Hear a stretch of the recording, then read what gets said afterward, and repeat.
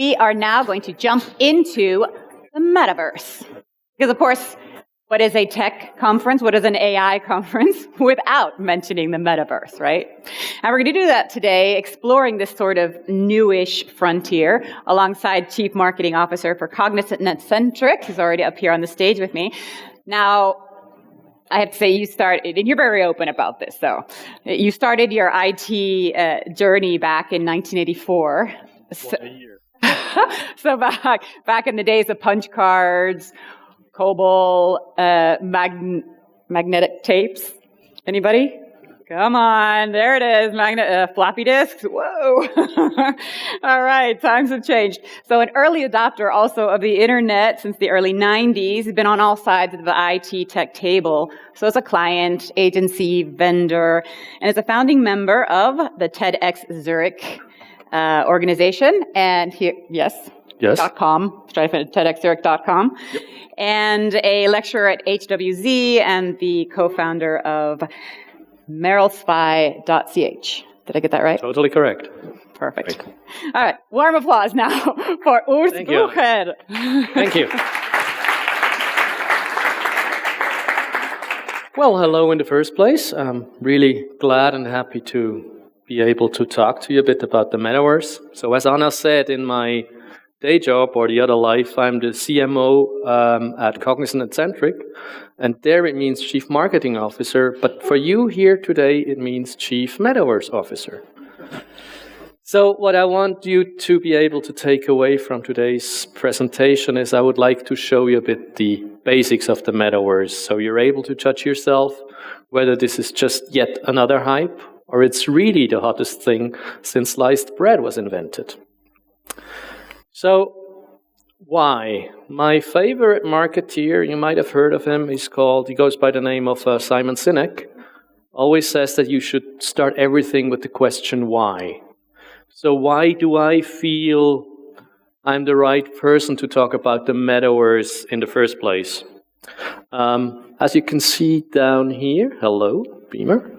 As you can see down here, that's a picture that was taken in fall 2018, and I was with a team of a couple of engineers and marketing guys, and we tinkered with 200 Oculus, I think back in the days it was Go's, and we created back then something that we called extended reality experiences for a large consulting company.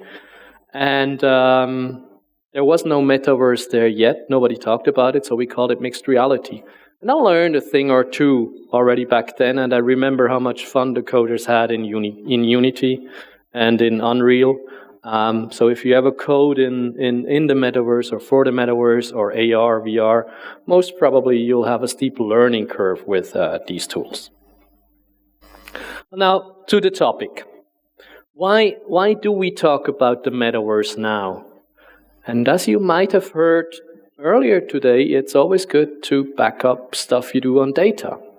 So what I've done is I ran a Google Trends analysis on the term Metaverse over the last 5 years on a global geo, and it's actually interesting. So those are the 5 years here. Starts in 2017, and then bam, that was this peak, the spike here. We'll get to that spike later on. So since then, it's been the thing everybody in the marketing world talked about. You couldn't get away from it. Unless you've been living under a rock for the last 6, 7, 8 months, you couldn't get away it. It's top, central, left, right, behind you, in front of you. So those guys think it's the hottest thing since sliced bread, as I said before. On the other hand, we've got the lovely people from Gartner, industry analysts. Some of you might have seen or heard from them. They do release those hype cycles for a number of topics, like for emerging technology. And this one dates back, I think, 2 months.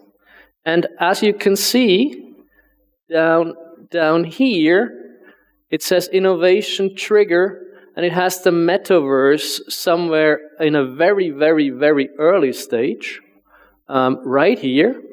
But the more fun thing actually is, if you look at what the Gartner people think, they think it's going to take more than 10 years until the metaverse has any effect on anything.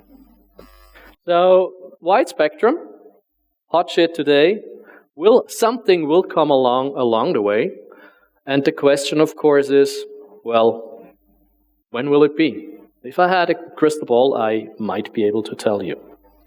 But let's go back a bit and look at how this thing came up in the first place. So in 1992, there was a science fiction novel by a guy called Neil Stephenson, and he wrote and talked about avatars in the metaverse. So that's when the term was first used. Then the older among you might have seen the Wachowski's movie Matrix around the millennium, where they had simulated realities. Also another pointer or trigger towards this metaverse. Then in 2003, some of you might remember we were all in Second Life, or most of us, the nerds back then. This Second Life world, virtual world where you can walk around and do fun things, but it didn't have really a long spotlight in the mainstream. It's still there, it still lives. There's still a couple of people who linger around there. And then in 2011, there was this science fiction novel, Ready Player One, which also became a movie. I think you said last night you watched it. And there you were in a virtual world which was accessible with visors and haptic technology like gloves and stuff. So that's a way to look at how this all started. Now looking at it in a different way is maybe looking at it in web generations. If you remember Web 1.0, it enabled us to slowly, but to almost access a lot of hyperlink data. The main activities there were watch and post things. If you now look at Web 2.0, which most people think we are still in and in now, it connects people. It's social media. And some of the key activities are liking and sharing. Some people share too much, but that's a different story. Now, what's coming up and what a lot of people are talking about is Web 3.0. And Web 3.0, in the mind of the most people, should connect people, places, and things in a persistent 3D world, which is decentralized. So the key experience that you should have and would want to have there is experience things together. So that's a way of looking at it in a slightly different staged area. Now, sorry for the many words on one slide, but this is the best definition I found so far what the metaverse actually is. It's by Accenture Fjord, trend agency. It's also here in Zurich, and I'll let you read the words while I have a sip of water.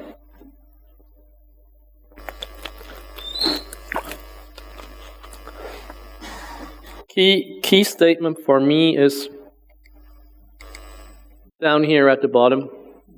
Brands will need to understand how and if their customers will exist in the new world.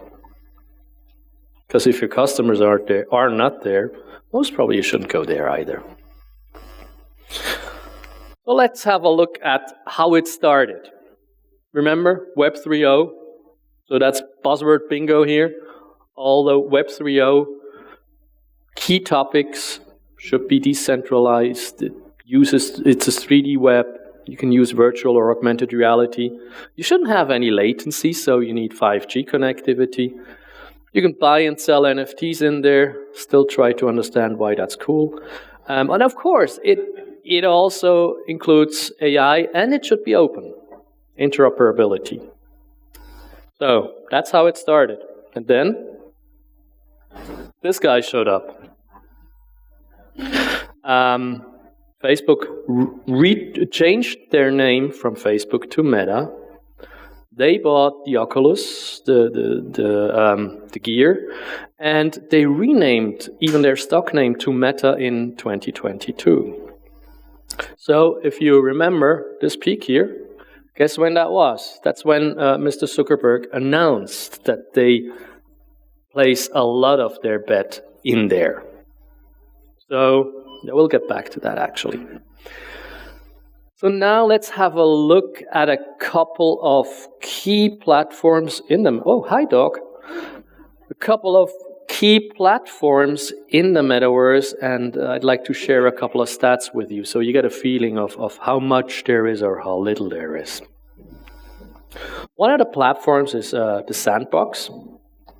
It had approximately 2 million users back in March. And one of the key activities back then, and still is buying land. It's like buying property. If you're a brand and you want to make sure you want to stake your claim. You want to make sure nobody steals your IP or tries to pretend they're you. Which reminds me of Twitter now. For some reason. Anybody got $8 here? I need to verify my account.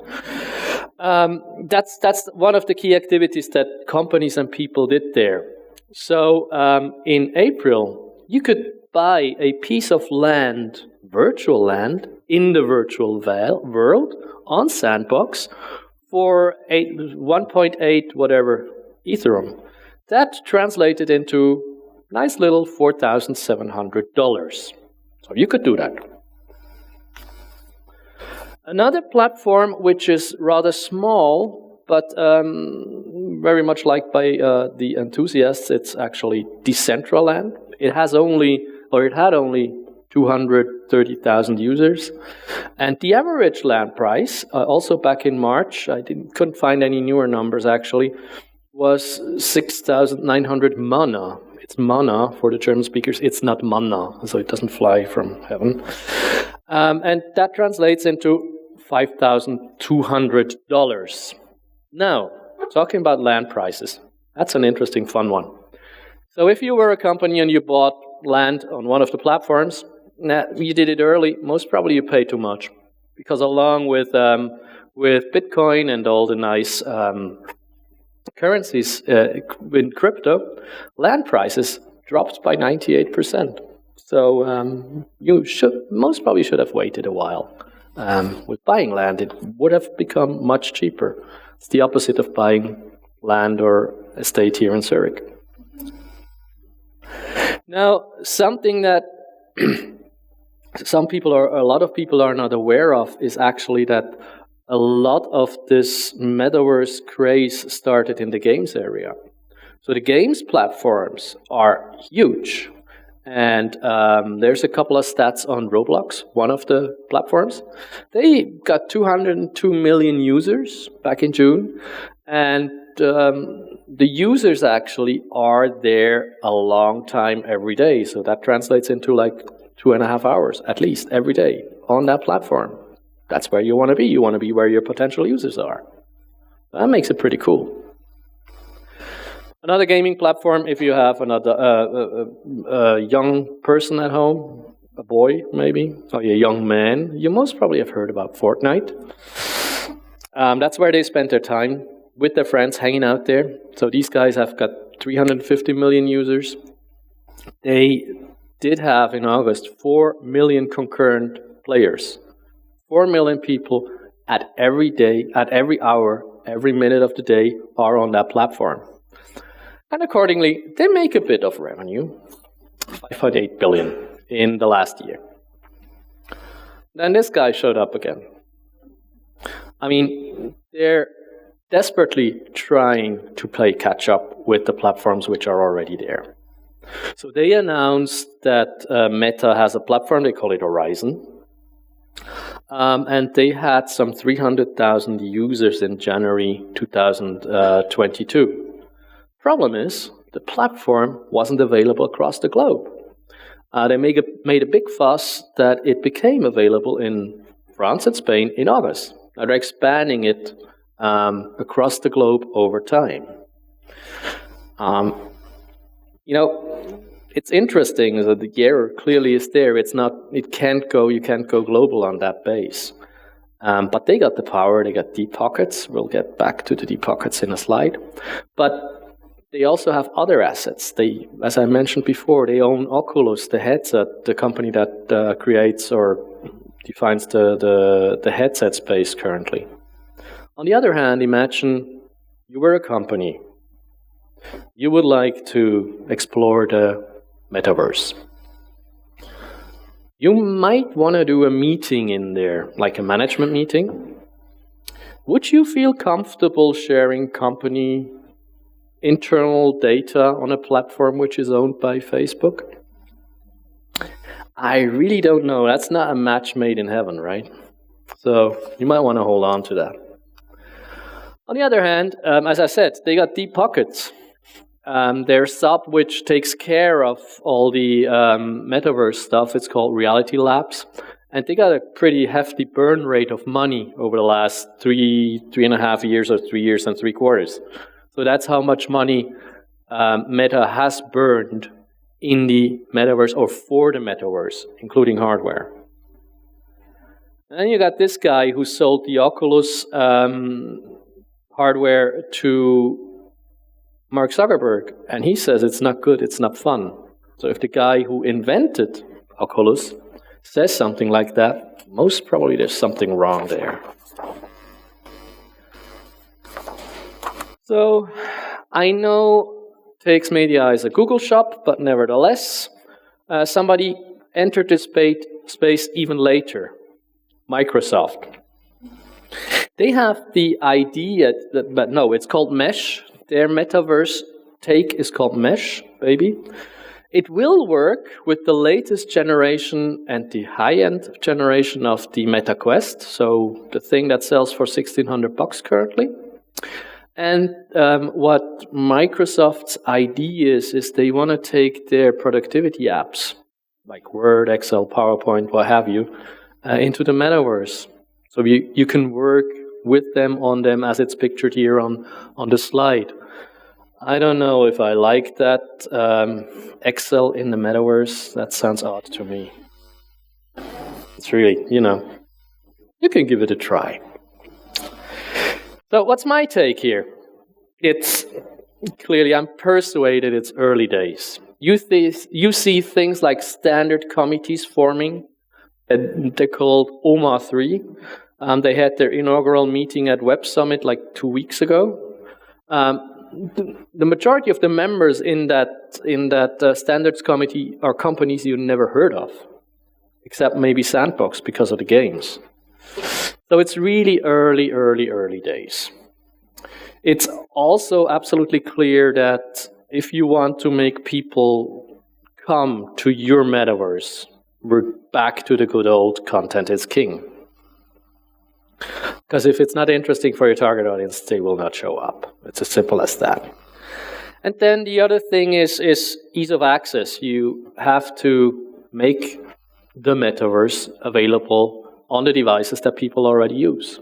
And that's happening slowly but surely. I mean, we've seen that, or we are seeing that in like the augmented reality space, where a lot of stuff that you can do on your phone is like, you can do augmented reality stuff. If you have an iPhone or a later Android, you've got this super cool AR app on your phone you didn't know about. It's called Measure. You can measure length and width and whatever have you. And ease of access for the Metaverse means you don't need goggles. You don't just only do virtual reality. You can enter the Metaverse with a device like that, or with the phone, or with a tablet, whatever have you. So it remains to be seen whether we're closer to the hot shit now, or there might something happen in 10 years. I am quite sure it won't take 10 years. I'm not sure how it will materialize, but I'm pretty sure we'll see something evolve of the current state. Now let's look at a couple of early adapters. I grouped them here by platform. The ones in red I would like to tell you a bit about. So on Roblox, Nike was very early to become active. And they opened up a showroom called Nikeland a year and a half ago. And they had 21 million people visiting their showroom. And they claim to have made $185 million sales with NFTs in the Metaverse so far. Now, is that much? Compare it to Nike's revenue in 2021, which was $44.5 billion. So most probably it's not too much. But still, they're getting their feet wet, they're trying things, and they keep on trying things now in the future. Like yesterday, they announced that they will have another new platform called Swoosh, which sounds familiar to the Nike freaks, where you can trade your virtual sneakers that you bought. Still try to get my head around why I should buy virtual sneakers. My feet are very real. But maybe I'm too old or not modern enough, I don't know. The other then that I mentioned here or that I highlighted in red is Wendy, the burger food chain in the US. And on Fortnite, they had a game going on called Keeping Fortnite Fresh. They did something similar on Meta, but that wasn't so successful. So what they did there is actually, they made fun of their competitors, because Wendy says that at their burger joints, their burgers or the meat has never been frozen. So no frozen meat at Wendy's. So the game was about to crash competitors' freezers I shall not mention names now, but you can imagine, in competitors' stores or diners, and then you could collect points, and you could claim those points, and I think you got a burger at Wendy's if you had enough points. So, games don't always have to make sense. Now, it's early days, as I said, but the marketplace or the place is pretty crowded already, and you see the number of companies or how many companies are already active in that space. I mentioned one or two, Unity, Unreal, but hidden in here, there are some heavyweights, like the Adobe folks right in the middle. They're cooking up stuff. Then there's Salesforce is there, Shopify is there. So it's going to be interesting to see what comes out of that. So I hope I could show you, put the spotlight on a couple of things which might be of interest for you and trigger your interest to dive in a bit more. Now, before we shift here and switch gears, I would like to mention who inspired me to this talk. So it's Pixelfreund, Ralf Hutter, the lovely people at Pandora, where I got the stats from, and the guy I did the VR stuff in 2018, Marco Tempest. So, that was slides. Now let's get into this metaverse. I'm going to take you into one of the easier platforms, and I'm going to show you how the platform is and how it looks. The platform's called Spatial. You see it on the top left. It's super easy to get in there in the first place and to create a space. So if you're interested and you have like half an hour, which will turn into half a day, try it out. Go there, create a space or use a space which is already there. So the first thing you need to do, and that's something I found out and which I find very funny, you need an avatar, right? So people spend more time dressing their avatar so it looks like them, and then they spend actually on the platform. My pro tip, by the way, is go and create an avatar on ready.player.me. That's the avatar platform which allows you to use your avatars on all main Metaverse platforms. So that'll save you hours. So let's go into one of my spaces. I called it Digital Meetup. There's a couple of them that I have here. and it's now cooking up the thing. I hope we get there. I still hope we get there.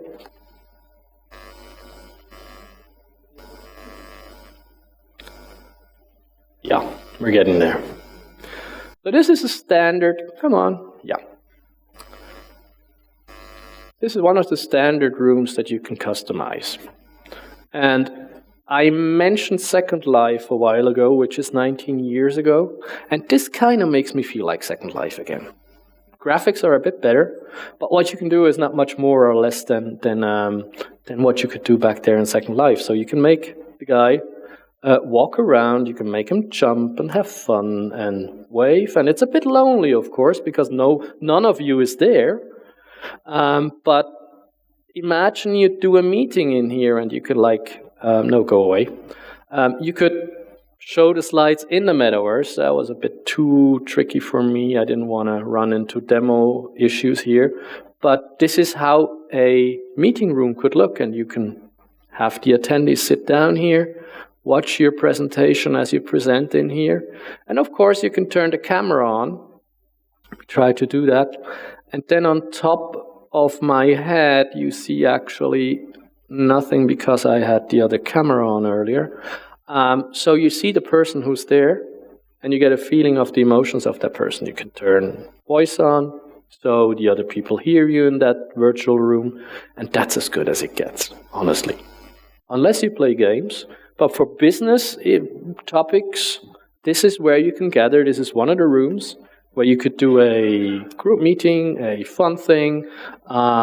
Don't try to put too much content in there because everybody's going to be distracted by their environment. But this is what I would strongly recommend you to just try. Get your feet wet, try something, and then you'll be in a better position to find out whether it's hype or not. And that's actually, yeah, let me jump around here and go crazy. Come on, jump. Yeah, so he's happy. I'm happy too. And I hope I could entertain you and tell you a couple of things which you didn't know before. Thank you very much.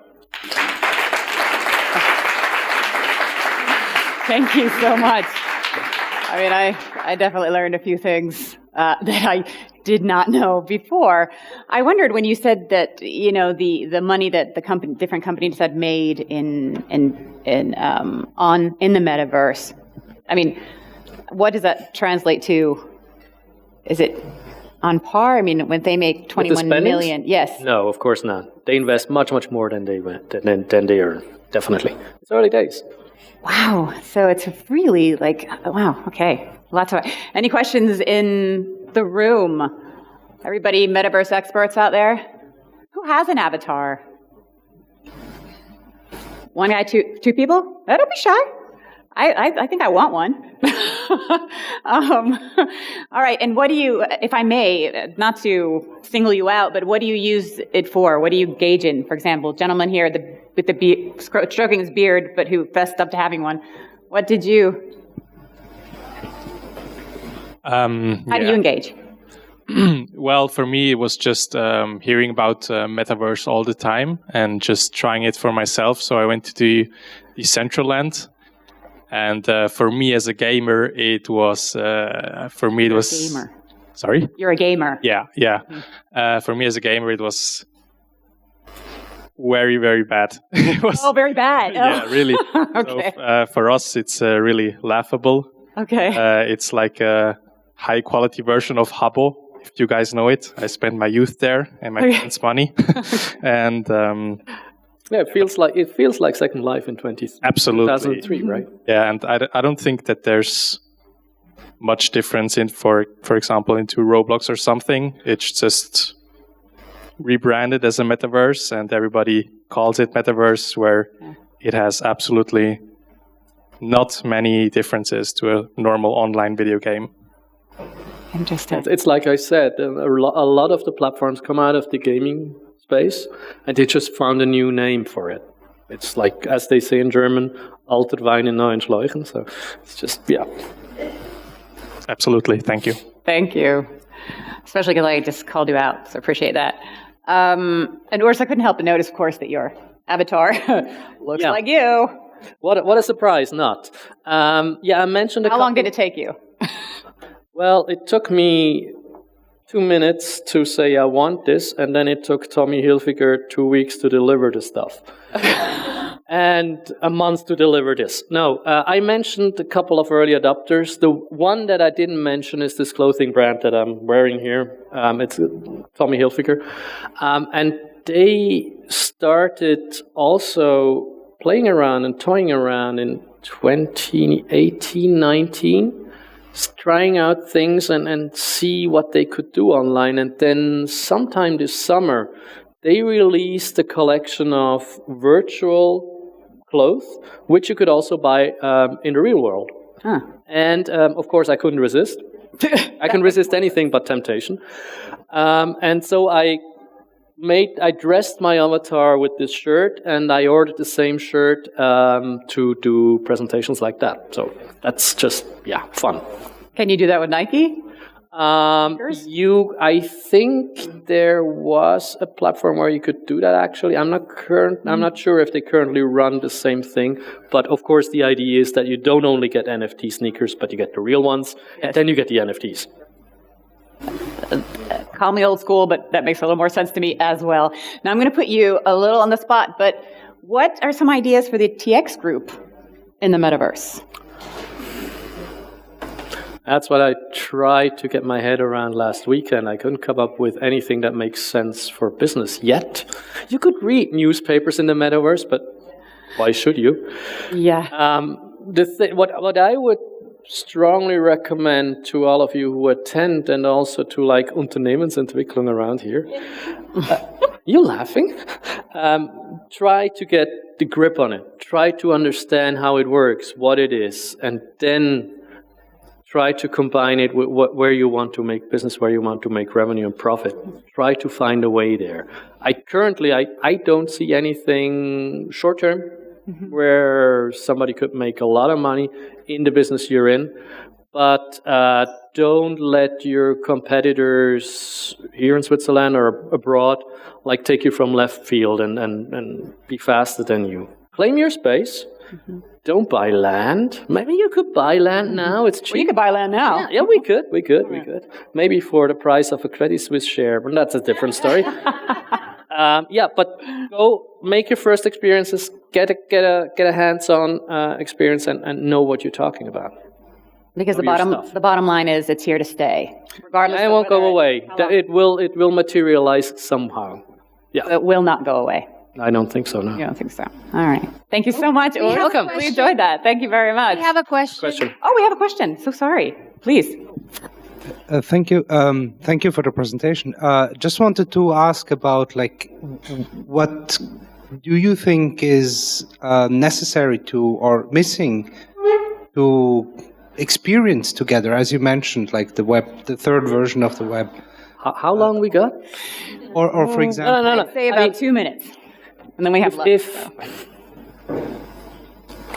the thing that is not missing, or what has helped a lot, I think, is that throughout the pandemic, we got used to meet virtually in virtual meetings. So that will lower the barrier of people thinking, no, I don't want to do this.